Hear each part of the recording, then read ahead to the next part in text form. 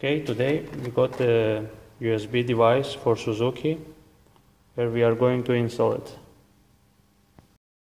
So now we unpack the device, ready for the port, and now we will connect it. Now we have removed the box here, and then we will make a hole.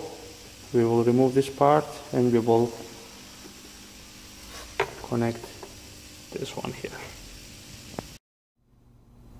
Now we check if there is power enough where we want to connect the USB system. We check here and we have almost 14 volt DC. So now we are ready to connect it. Okay, now the second connection is also ready.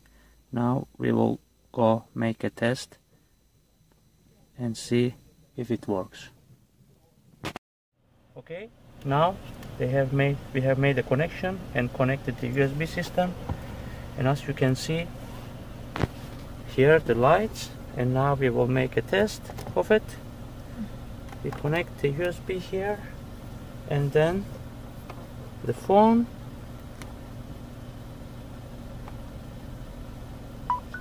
and then charging 74% right now. So the system, it works. I hope you will make the same, and if you need any help, don't hesitate to contact me. Now this is just the complete system that is finished. Now we can just start the car and immediately the light will go on. Then we just make a last and just show here. We will connect, then we can just have like that. Then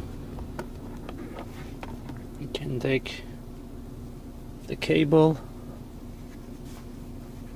and make the connection, make the final connection. As you can see,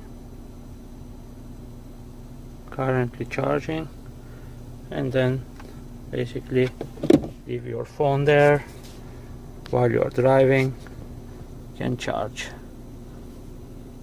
This USB provides 5 volt and 1 amp for the phone,